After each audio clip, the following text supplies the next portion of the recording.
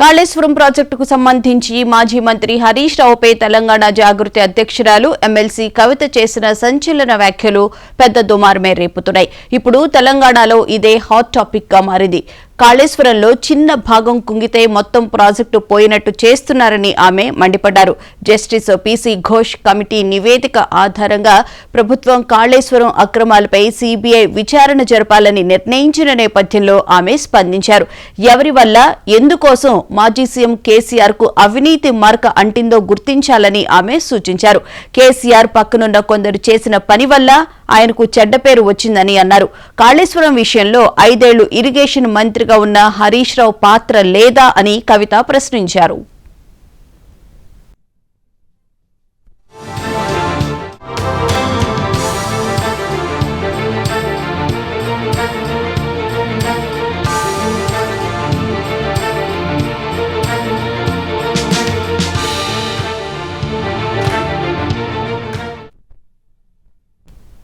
మాజీ MP Santosh Kumar, Harish Rao, Megha engineering వల్లే కేసీఆర్ కు చెడ్డ పేరు వచ్చిందని కవిత ఆరోపించారు. కేసీఆర్ జనం కోసం పనిచేస్తే వాళ్లు సొంత ఆస్తులు పెంపు కోసం పనిచేశారని ఆమె మండిపడ్డారు. హరీష్ రావు, సంతోష్ తనపై ఎన్నోసార్లు కుట్రలు చేశారని కవిత ఆరోపించారు. తనపై ఎన్ని కుట్రలు చేసినా ఏం మాట్లాడినా నోరు మెదపలేదని, కానీ ఈ రోజు కేసీఆర్ బిడ్డగా ఎంతో బాధపడుతున్నట్లు తెలిపారు. హరీష్ రావు, సంతోష్ వెనుక సీఎం రేవంత్ రెడ్డి ఉన్నారని కవిత విమర్శించారు.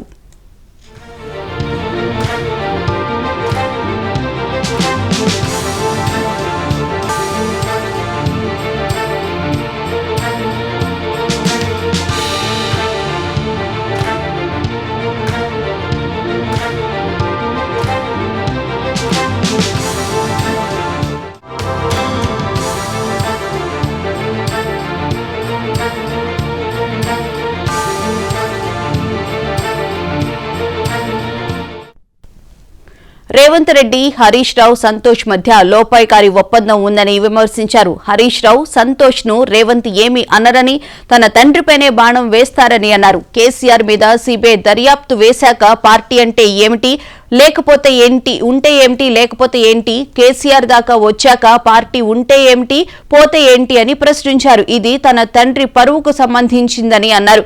తన లేఖ బయటకు వచ్చినా తాను ఎవరి పేర్లు బయట పెట్టలేదని స్పష్టం చేశారు.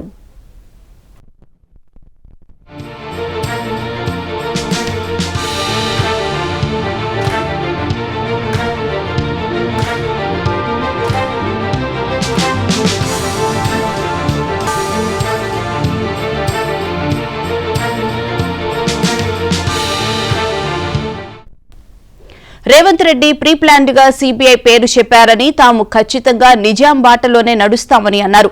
నిజాం కట్టిన నిజాం సాగర్ నీళ్లే కదా మనం తాగుతున్నామని, కేసీఆర్ పై సీబీఐ విచారణకు కారణం హరీష్ రావు, సంతోష్ అని విమర్శించారు. ఈ వయసులో కేసీఆర్ సీబీఐ విచారణ ఎందుకు ఎదుర్కోవాలని ప్రశ్నించారు. హరీష్ రావు, సంతోష్ తనపై ఎన్ని కుట్రలు చేసినా భరించానని, తనపై వ్యక్తిగతంగా దాడులు చేసినా వాళ్ల పేర్లు ఎప్పుడూ చెప్పలేదని, తన మాటల వల్ల బీఆర్ఎస్ శ్రేణులకు కోపం రావచ్చని తెలిపారు. అప్పుడప్పుడు వాస్తవాలు మాట్లాడుకుని మందు తీసుకుంటేనే ఆరోగ్యానికి మంచిదని చెప్పారు. కేసీఆర్ రాజకీయాల్లో ఇన్నేళ్లు ఉన్న ఆస్తులు సంపాదించుకోలేదని, డబ్బులపై కేసీఆర్ కు ఏనాడు ఆశ లేదని పేర్కొన్నారు.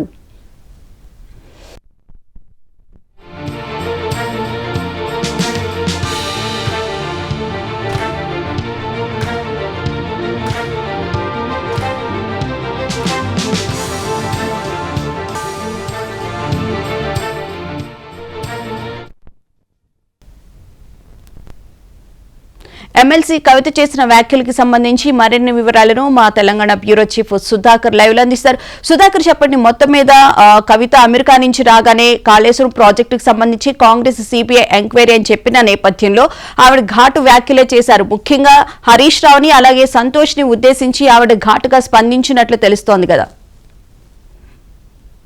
ఎమ్మెల్సీ కల్వకుంట్ల కవిత చేసిన వ్యాఖ్యలు బీఆర్ఎస్ పార్టీలో ప్రకంపనలు సృష్టిస్తున్నాయి. నిన్న ఆమె అమెరికా నుంచి వచ్చి రాగానే హైదరాబాద్ లోని జాగృతి కార్యాలయంలో మీడియా సమావేశం పెట్టి మరి ఆమె వ్యాఖ్యలు చేశారు. ఆమె చేసిన వ్యాఖ్యల కారణంగా కాళేశ్వరం ప్రాజెక్టులో అవినీతి జరిగింది అనేది ఆమె దాదాపుగా నిరూపించినట్టుగానే దీన్ని మనం చూడాల్సి ఉంటుంది. కాళేశ్వరం ప్రాజెక్టులో అవినీతి జరగలేదు, తెలంగాణ ప్రజల కోసమే కాళేశ్వరం ప్రాజెక్టును కేసీఆర్ నిర్మించాడని హరీష్ రావు అసెంబ్లీలో ఎంత వాదించినా కూడా కవిత నిన్న చేసిన వ్యాఖ్యలతో అదంతా కుట్టుడుపోయినట్టుగా భావించాల్సి ఉంటుంది. కవిత అవినీతి జరిగిందని చెప్తుంది, అవినీతి చేసింది కూడా హరీష్ రావు అని చెప్తుంది. హరీష్ రావు కారణంగానే తన తండ్రి కేసీఆర్ కి అపవాదం వచ్చింది, తన తండ్రి కేసీఆర్ సిబిఐ కేసు పడింది అంటూ ఆమె ఆవేదన వ్యక్తం చేశారు. ఒక సందర్భంలో భావోద్వేగానికి కూడా గురయ్యారు. ఈ నేపథ్యంలో తెలంగాణ రాజకీయాల్లో చాలా స్పష్టమైన చర్చ జరుగుతుంది. ఒకటి ఫోన్ ట్యాపింగ్ జరిగినప్పుడు ఫోన్ ట్యాపింగ్ మేము చేయలేదు, ఫోన్ ట్యాపింగ్ మాకు సంబంధం లేదని బీఆర్ఎస్ సమర్థించుకునే ప్రయత్నం చేస్తే నా పిఏల ఫోన్లు కూడా ట్యాప్ అయ్యాయి, నా ఫోన్ కూడా ట్యాప్ అయిందంటూ కల్వకుంట్ల కవిత అప్పుడు మాట్లాడింది. అంటే గత ప్రభుత్వం ఫోన్ ట్యాపింగ్ చేసిందంటూ ఆమె ధృవీకరించింది. ఇప్పుడు అవినీతి జరగలేదు కాళేశ్వరం ప్రాజెక్టులో అంటూ బీఆర్ఎస్ వాదిస్తుంటే అవినీతి జరిగింది, అవినీతి చేసిందంతా హరీష్ రావు, అవినీతిలో కేసీఆర్ లాగింది హరీష్ రావు అంటూ ఆమె వ్యాఖ్యానించింది. దీంతో కాళేశ్వరం ప్రాజెక్టులో అవినీతి జరిగింది అంటూ ఆమె చాలా స్పష్టంగా చెప్పింది. హరీష్ రావు, సంతోష్ రావు, అదేవిధంగా ఒక ఇంజనీరింగ్ సంస్థ, ఈ ఇంజనీరింగ్ సంస్థల కారణంగా తన తండ్రికి చెడ్డ పేరు వస్తుందంటే ఆమె వ్యాఖ్యలు చేసింది. దీంతో బీఆర్ఎస్ కి మూలిగే నక్కపైన తాటిపండు పడ్డ చందంగా తయారైంది. ఒకవైపు కాళేశ్వరం కేసును సిబిఐకి అప్పగిస్తూ రాష్ట్ర ప్రభుత్వం నిర్ణయం తీసుకోవడం, ఇవాళ రేపు ఒక సిబిఐకి రాష్ట్ర ప్రభుత్వం తరఫున లేఖ వెళ్ళడం, కేంద్ర హోంశాఖ లేఖ వెళ్ళడం, ఇదంతా వ్యవహారం జరిగిపోతుంటే కోర్టులో కూడా బీఆర్ఎస్ కు రిలీఫ్ దొరకట్లేదు. లంచ్ మోషన్ రిపోర్ట్ ను ఎట్టి పరిస్థితుల్లో కోర్టు యాక్సెప్ట్ చేయట్లేదు, కోర్టు తీసుకోవట్లేదు. ఈ నేపథ్యంలో ఒకవైపు కోర్టు ద్వారా రిలీఫ్ లాగా రాకపోగా మరొక వైపు పార్టీ పరంగా ఇబ్బందులు పడుతుంటే కల్వకుంట్ల కవిత చేసిన వ్యాఖ్యలు మరింత ఇబ్బందుల్లోకి ఆ పార్టీని నెడుతున్నట్టుగా భావించాల్సి ఉంటుంది. ఈ కారణంగానే నిన్న ఎర్రవెల్లి ఫామ్ హౌస్ లో కేసీఆర్, కేటీఆర్ తో అదేవిధంగా మిగతా నాయకులు పల్లా రాజేశ్వర రెడ్డి కానీ, లేకుంటే జగదీశ్వర్ రెడ్డి కానీ, వేముల ప్రశాంత్ రెడ్డి ఇలాంటి ముఖ్యమైన నాయకులందరితో తీవ్రంగా చర్చించారు. కవిత చేస్తున్న వ్యాఖ్యలు పార్టీకి ఏ విధంగా నష్టం చేస్తున్నాయి, ఈ నష్టం చేస్తున్న ధర్మిలా కవిత పైన ఎలాంటి చర్యలు తీసుకుంటే బాగుంటుంది, ఒకవేళ చర్యలు తీసుకుంటే మళ్ళీ మనకు డ్యామేజ్ కాకుండా ఎలా ఉండాలి, డ్యామేజ్ కాకుండా ఉండాలంటే ఆ చర్యలు ఎలా ఉండాలనే దానిపైన సుదీర్ఘంగా చర్చించినట్టుగా తెలుస్తుంది. ఇవాళ రేపో లేకుండా మాపో కల్వకుంట్ల కవిత మీద చర్యలు ఖాయం అనే ఒక వాదన అయితే బీఆర్ఎస్ నుంచి వినిపిస్తుంది. అందులో భాగంగానే కల్వకుంట్ల కవిత పిఆర్ఓ ఉన్నారు, ఆయనను బీఆర్ఎస్ అఫీషియల్ వాట్సాప్ గ్రూప్ నుంచి కూడా ఆయనను తొలగించారు. అదేవిధంగా ఎక్స్ లో కల్వకుంట్ల కవితను ఫాలో అవుతున్న బీఆర్ఎస్ నాయకులందరూ కూడా ఒక్కొక్కరు బయటకు వచ్చేశారు, ఆమెను అన్ఫాలో చేయడం ప్రారంభించారు. ఆ తర్వాత 6 అడుగుల బుల్లెట్ అంటూ హరీష్ రావును బీఆర్ఎస్ పార్టీ ఎక్స్ లో ఒకటి పోస్ట్ పెట్టింది. కల్వకుంట్ల కవిత ఆరోపణ చేసిన తర్వాత దాన్ని రీపోస్ట్ కేటీఆర్ చేశారు. అంటే పార్టీ అంతా హరీష్ రావుతో ఉన్నది అనే సంకేతాలు అయితే ఒకటి స్పష్టంగా పంపిస్తున్నారు. దీంతో కల్వకుంట్ల కవితను ఏకాకి చేసే ప్రయత్నం ఒకటి జరుగుతుంది. ఏకాకి చేసేందుకు బీఆర్ఎస్ దాదాపుగా నిర్ణయం తీసుకుంది. కాకుంటే ఆ నిర్ణయాన్ని ఎప్పుడు ప్రకటిస్తారు, ఎలా ప్రకటిస్తారు, ఆ నిర్ణయం ఎలా ఉండబోతుంది అనేది అయితే ఒకటి చూడాల్సి ఉంటుంది. రాజకీయ వర్గాల్లో చాలా చర్చ జరుగుతుంది. బీఆర్ఎస్ శ్రేణులు కూడా తీవ్ర గందరగోళానికి గురవుతున్నారు. త్వరలో స్థానిక సంస్థల ఎన్నికలు జరగబోతున్నాయి. ఎంపీటీసీ, జెడ్పీటీసీ ఎన్నికలు తొలుత జరుగుతాయని ప్రభుత్వ వర్గాల నుంచి లీకులు అందుతున్నాయి. ఈ స్థానిక సంస్థల ఎన్నికలు జరుగుతున్న వేళ పార్టీలో జరుగుతున్న ఈ గందరగోళం, పార్టీలో జరుగుతున్న ఈ అస్పష్టత ఇదంతా పార్టీకి తీవ్రని నష్టం చేకూరుస్తుంది. పార్టీ శ్రేణులలో ఆత్మస్థైర్యం దెబ్బతింటుంది, వారు నైతికంగా చాలా ఇబ్బందులు పడతారు. దీంతో పార్టీకి బ్యాడ్ రిజల్ట్స్ వస్తాయి, పార్టీ గెలిచే అవకాశం సుధాకర్ ముఖ్యంగా కవిత అన్న మాటల్లో అవినీతి అనకొండల మధ్య కేసీఆర్ బలవుతున్నారు అని చెప్పి ఆవిడ నిన్న చాలా స్పష్టంగా కూడా చెప్పడం జరిగింది. అయితే గతంలో ఎప్పుడు స్పందించినటువంటి కవిత ఈ మధ్య కాలంలోనే ఇలాంటి కామెంట్స్ చేస్తున్నారు, ముఖ్యంగా బీఆర్ఎస్ కి సంబంధించి. మరి బీఆర్ఎస్ నేతలు ఏ విధంగా చర్యలు తీసుకునే అవకాశం ఉండొచ్చు? మీరు చెప్తున్న దాన్ని బట్టి చూస్తే చర్యలు తీసుకునే అవకాశం అయితే పక్కా కనిపిస్తుంది. అయితే దీన్ని ఉద్దేశించి ఈ రోజు తెలంగాణ వ్యాప్తంగా బీఆర్ఎస్ నేతలు నిరసనలు కూడా వ్యక్తం చేస్తున్నట్లున్నారు కదా. బీఆర్ఎస్ నేతలు చేస్తున్న నిరసనలు సిబిఐకి కాళేశ్వరం కేసు ఇవ్వడం పైన బీఆర్ఎస్ నేతలు నిన్న ఇవాళ 2 రోజులు ఆందోళన కార్యక్రమానికి పిలుపునిచ్చారు. నిన్న మండల కేంద్రాలు, జిల్లా కేంద్రాలలో ప్రభుత్వ దిష్టిబొమ్మలు దగ్ధం చేయడం, అదేవిధంగా ధర్నాలు, రాస్తారోకలు చేయడం నిన్న కార్యక్రమాలు చేశారు. ఇవాళ కూడా అవే కార్యక్రమాలు రిపీట్ చేస్తున్నారు. అయితే కల్వకుంట్ల కవితకు సంబంధించి ఒకటి సస్పెండ్ చేస్తే ఆ ప్రభావం పార్టీ పైన ఎలా ఉంటుంది, ఒకవేళ సస్పెండ్ చేస్తే కవిత అడుగులు ఎటువైపు ఉండబోతున్నాయి, ఒకవేళ కొత్త పార్టీ పెడుతుందా లేకుంటే ఉన్న పార్టీని మరింత డిస్టర్బ్ చేస్తుందా, ఒకవేళ ఆమెను పార్టీ నుంచి బహిష్కరిస్తే పార్టీకి సంబంధించి 9.5 ఏళ్లు అధికారంలో ఉంది, 9.5 ఏళ్లు ప్రభుత్వంలో ఆమె కూడా కీలక పాత్ర పోషించారు. కాబట్టి ఆ కీలక పాత్రకు సంబంధించి ఏమైనా గత ప్రభుత్వం తీసుకున్న కీలకమైన నిర్ణయాలు కానీ లేకుంటే ఇతరత్ర వ్యవహారాలు ఏమైనా ఆమె బయట పెడుతుందా, మీడియా ముందుకు వస్తుందా, పార్టీని మరింత గందరగోళంలోకి నెడుతుందా అనే చర్చ జరుగుతుంది. లేకుంటే ఆమెకు ఏమైనా షోకాజ్ నోటీసులు జారీ చేయాలా, లేకుంటే పిలిచి మాట్లాడా, ఇలాంటి చర్చ, ఇలాంటి తర్జన భర్జన అయితే బీఆర్ఎస్ పార్టీలో జరుగుతుంది. కవితను మరి సస్పెండ్ చేస్తారా, షోకాజ్ నోటీస్ ఇస్తారా, లేకుంటే ఆమె మానాన ఆమెను వదిలేసి ఇలాగే ఆమెను అసహనానికి గురి చేసి ఆమెను తనకు తానుగా పార్టీ నుంచి వెళ్ళిపోయేందుకు అన్ని ప్రయత్నాలు చేస్తారనే ఒక చర్చ అయితే క్షేత్రస్థాయిలో జరుగుతుంది. మొత్తంగా చూస్తే పార్టీ ప్రస్తుతం ఇబ్బందులలో ఉంది. పార్టీకి వరుస కేసులు, విచారణలతో ఇబ్బందులు పడుతున్న ఈ తరుణంలో కల్వకుంట్ల కవిత చేసిన వ్యాఖ్యలు మరింత ఇబ్బందులలోకి నెట్టినట్టుగా అవుతుంది. దీంతో క్షేత్రస్థాయిలో క్యాడర్ ఆందోళనకు గురవుతున్నారు. క్షేత్రస్థాయిలో ఒకవైపు కాంగ్రెస్, మరొక వైపు బీజేపీ వరుస కార్యక్రమాలు చేసుకుంటూ ముందుకు పోతున్నారు. స్థానిక సంస్థల ఎన్నికలకు రెండు పార్టీలు సన్నద్ధమవుతున్నాయి. స్థానిక సంస్థల ఎన్నికల్లో గెలిపే లక్ష్యంగా ముందుకు పోతున్నాయి. ఈ దశలో కల్వకుంట్ల కవిత ఈ వ్యాఖ్యలు చేయడం చాలా పార్టీలోకి ఇబ్బంది నెట్టిన అవుతుంది. అదేవిధంగా పార్టీ క్యాడర్ అయోమయానికి గురవుతుంది. ఎలా సన్నద్ధం కావాలి, పోటీ చేసేందుకు ఎలా ముందుకు పోవాలనే చర్చ అయితే జరుగుతుంది. అయితే సుధాకర్, ముఖ్యంగా చూసుకుంటే మహానాయకుడిపై రేవంత్ రెడ్డి అబాండాలు వేస్తున్నారు. పక్క రాష్ట్ర అజెండాను అమలు చేసే వ్యక్తిగా రేవంత్ రెడ్డి మిగిలిపోనున్నారు అని చెప్పి కూడా కవిత వ్యాఖ్యానించారు కదా, దీన్ని ఎలా అర్థం చేసుకోవాలి? కాళేశ్వరం కమిషన్ పీసీ ఘోషించిన తర్వాత ప్రభుత్వం అనేది పకడ్బందీగా చాలా పక్క ప్రణాళిక ప్రకారం ముందుకెళ్తుంది. మొదటగా కేబినెట్ భేటీలో కేబినెట్ ముందుకు ఈ అంశాన్ని తీసుకొచ్చారు. కేబినెట్ భేటీలో చర్చించి అసెంబ్లీ సమావేశాలు పెట్టాలి.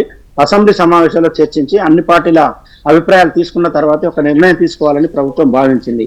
అందుకు అనుగుణంగానే అసెంబ్లీలో పెట్టారు, సుదీర్ఘంగా చర్చించారు. అర్ధరాత్రి 1:30 తర్వాత ముఖ్యమంత్రి రేవంత్ రెడ్డి సిబిఐకి అప్పగిస్తూ తన నిర్ణయాన్ని ప్రకటించారు. అంటే ఈ పార్టీ కక్ష సాధింపు చర్యలకు ఎక్కడ పోవట్లేదు. ప్రభుత్వం గత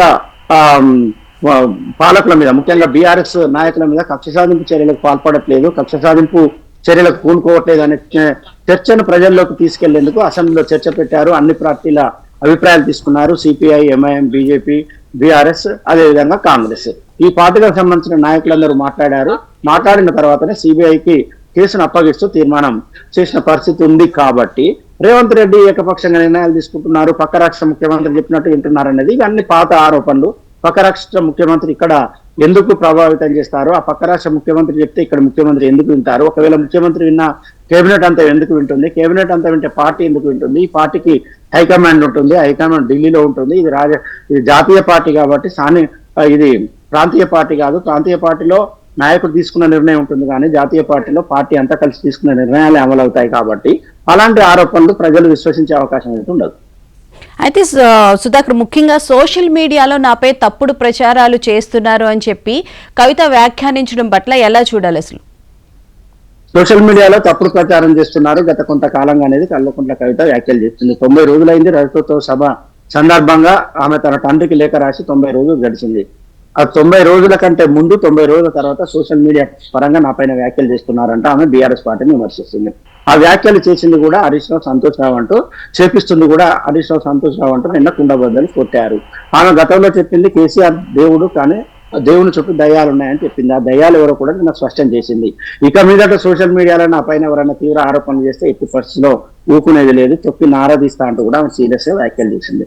తనకు కూడా బలగం ఉంది, దీన్ని కూడా సోషల్ మీడియా పరంగా వారిపైన కూడా వ్యాఖ్యలు చేపిస్తా అంటూ చాలా స్పష్టం చేశారు. కాబట్టి కల్వకుంట్ల కవిత చాలా తెగలింపులకే సిద్ధమైనట్టుగా మనం చూడాల్సి ఉంటుంది. లేదా పార్టీలో ఉంటూ చాలా వరకు పార్టీని డిస్టర్బ్ చేయాలనే ఎత్తుగడ ఉంటుంది. లేకుంటే తన తండ్రి పైన సిబిఐ కేసు పడింది కాబట్టి ఆ కేసు పడిన సందర్భంగా ఆమె పడుతున్న ఆవేదనగా దీన్ని చూడాల్సి ఉంటుంది. Right, thank you Sudhakar.